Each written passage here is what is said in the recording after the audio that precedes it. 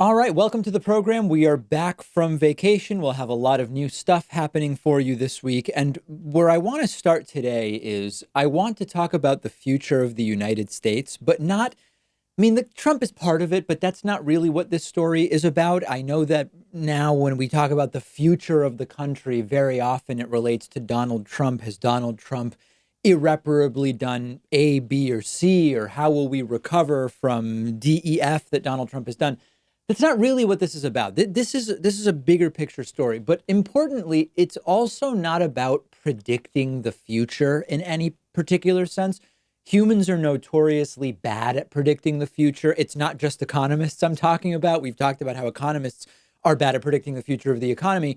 But with change happening more and more quickly, predictions about what humanity will be like or what the United States will be like in 50 years, in 100 years, in 500 years, it's increasingly pointless to do that type of thing. Any predictions about this will definitely be or this will never be, these are not useful predictions to make. So, for example, when Donald Trump said during his last State of the Union address that the United States will never be a communist country, or maybe he used the word socialist, and everybody cheered, Republicans cheered. Other than that being a really ignorant thing to say, because there's really no risk of that happening in the immediate, like the idea that the country is on the verge of becoming a socialist country. That's not the case. To say something will never happen makes very little sense because it's 500 years is a long time, 100 years is a long time. Fair enough. I think we understand that. What this story is about the future of the American political system. Now, there is no doubt that many of us believe elements of the current system are unstable and precarious. And at some point, it could be natural to think the system will collapse or evolve. And many people feel that there is an inevitability to that. So I'll give you some specific examples. Marxists have long held that eventually the proletariat is going to revolt against the bourgeoisie in capitalist countries like the United States.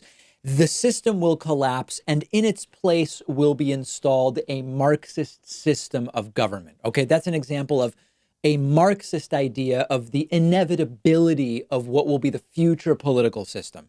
Free market capitalists, on the other hand, who believe that the ideas of social democracy are fraught, untenable, bad ideas. The free market capitalists often imagine that as those ideas fail, be it single payer healthcare or whatever, society will move more and more in the direction of total free market capitalism. More generally, history has shown us that nation states often don't last forever, right? Whether we're talking about the fall of Rome or the Ottoman Empire, or there are many other examples. And it is true, a country can be destroyed by war, a country can be taken over, it can be annexed, it can be divided up into multiple smaller countries, as we saw happen during the 1990s in Europe, for example.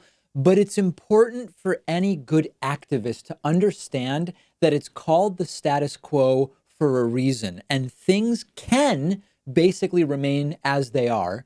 And this is actually a desired outcome. This is a goal for many elements of society that wield influence. And I'll explain what I mean, because this is really important stuff to understand.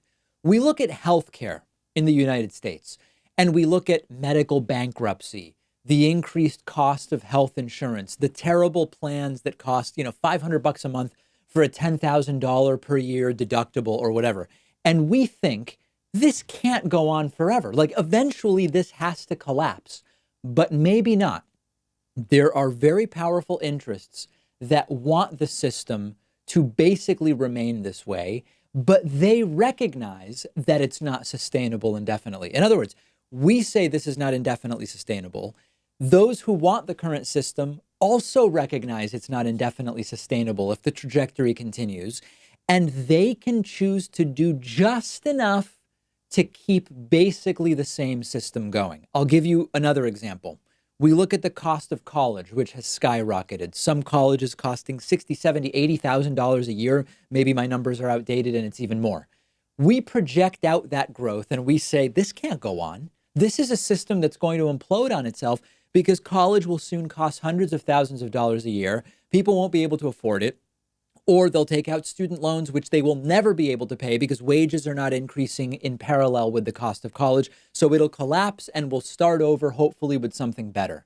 Or the powers that be, which include colleges, student lending institutions, and others, can tweak what we have, put in some subsidies, raise wages a little bit to make expensive college degrees just slightly more worth it, to basically perpetuate the system that we have now of huge profits for lenders, schools, and students who get degrees with which they can't really get ahead and take decades to pay the loans off if they ever are able to pay them off. The entire point here is the assumption that an unsustainable system will collapse, that then we can change into something we like, ignores that the status quo is not only appealing to many systems of power, but that it will be a great motivator to them to fix little things to avoid the collapse just to perpetuate the status quo.